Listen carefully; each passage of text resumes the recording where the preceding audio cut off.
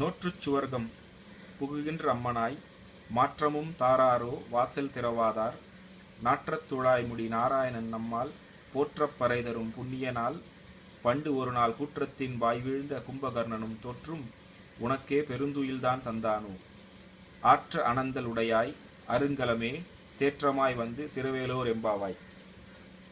இந்த பாடலுக்கு எளிமையான விளக்கம் என்பது, நோன்பு நோற்று சுக அனுபவம் பண்ணுகின்ற அம்மனே, அம்மனாய், வாசல் கதவை ஏன் திறக்க மாட்டேன் என்கிறாய், ஒரு வாய் கூட சொல்ல மாட்டேன் என்கிறாயே, என்ன நடக்கிறது என்று. அப்படி என்ன தூக்கம் உனக்கு?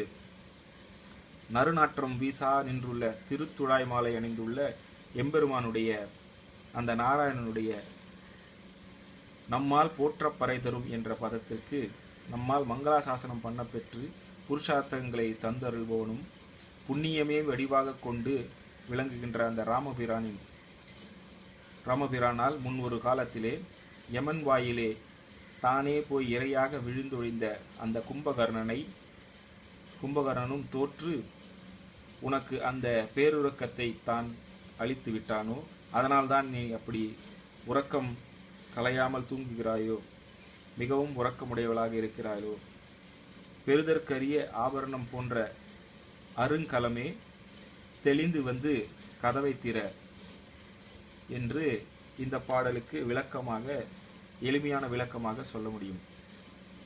இந்த பாடலிலே சுவர்க்கம் என்ற வார்த்தைக்கு உள்ளர்த்தம் இந்திரலோகம் அல்ல, எம்பெருமானுடன் இணைந்திருக்கும் முக்தி நிலை. இந்த பாடலிலே வரும் கோபிகள் சரணாகதி மார்க்கத்திலே பிரபத்தி செய்து இறைவனுடன் ஒன்றாக கலந்து ஆனந்தமான அனுபவத்தை பெற்றிருக்கிறார்கள். இதையே சுவர்க்கம் என்று ஆண்டாள் குறிப்பிடுகிறார். இறைவனுடன் எம்பெருமானுடன் கலந்திருப்பது சுவர்க்க அனுபவம். அதுவே அவனை பிரிந்து அவன் நினைவுகள் இல்லாமல் வாழ்வது நரகம் என்பதாக இங்கே சித்தரிக்கப்பட்டுள்ளது. அரும் கலமே என்ற வார்த்தை பிரயோகத்திற்கு இரண்டு அர்த்தங்கள். ஒன்று பாத்திரம், கலம், மற்றொன்று ஆபரணம், அருமையான ஆபரணம்.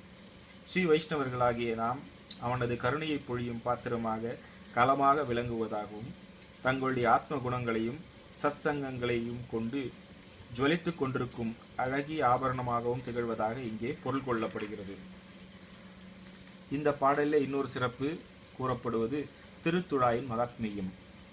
நாரத்துழாய்முடி நாராயணன் இங்கே எம்பெருமான் கண்ணன் திருத்துழாயை தலையில் தரித்து தன்னுடைய பக்தர்களுக்கு மோட்சமாகிய வரத்தை அருளும்படி போற்றப் பறை தரும் புண்ணியனாக காட்சியளிக்கிறார்.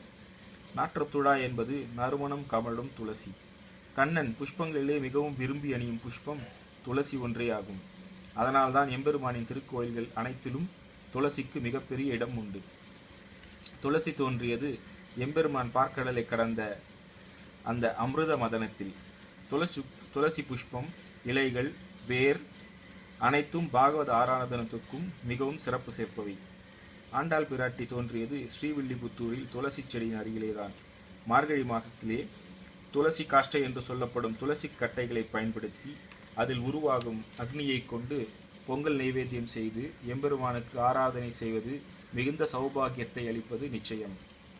எம்பெருமானின் சம்பந்தம் பெற்ற ஸ்ரீ வைஷ்ணவர்கள் மோட்சம் அடையும் போது அவர்களுடைய பூத உடலை இந்த துளசி காஷ்டம் கொண்டு சிதை மூட்டி எரியூட்டுவது ஐதீகம். அவர்கள் நேராக வைகுண்டம் சென்று எம்பெருமானை அடைவர். இந்த பாடல் ஆழ்வார்கள் வரிசையிலே திருமழிசை ஆழ்வாருக்கு அடுத்து முந்தினவரான பேயாழ்வாரை உணர்த்தும் பாசுரம். இப்பேயாழ்வாருடைய பாசுரங்கள் அனைத்தும் திருத்துழாய் மயமாகவே இருக்கும். பொன் தோய்வரை மார்பில் பூந்துழாய் என்றும் மலரால் தனத்துள்ள தண்டுழாய் மார்பன் என்ற பாடல்கள் இதற்கு உதாரணம். இதிலே கும்பகர்ணன் கூற்றத்தின் வாய் விழுந்து என்று ஆண்டாள் மிக அழகாக குறிப்பிடுகிறாள். மற்ற அரக்கர்களை எம்பெருமான் கண்ணன் அழித்ததாக குறிப்பிட்ட இவள் கும்பகர்ணனை மட்டும் ஏன் யமனின் வாயில் தானே சென்று விழுந்தான் என்று குறிப்பிடுகிறார்? ஏனெனில் கும்பகர்ணனுக்கு தான் போரிடப் போகும் எதிரி ராமபிரானை பற்றியும் அவனுடைய லட்சணங்களை பற்றியும் அவனுடைய தம்பி இலக்குவனை பற்றியும் நன்கு தெரிந்தவன்.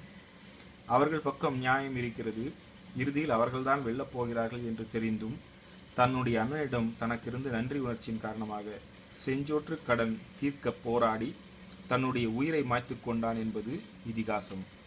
எனவேதான் ஆண்டாள் அவனை பற்றி குறிப்பிடும்போது கும்பகர்ணன் தானாக கூற்றத்தின் வாய் விழுந்ததாக குறிப்பிடுகிறாள். அவனை யாரும் அழித்தது போல் சித்தரிக்கவில்லை என்பது ஆண்டாளுடைய பெருந்தன்மையை காட்டுவதாக அமைந்துள்ளது.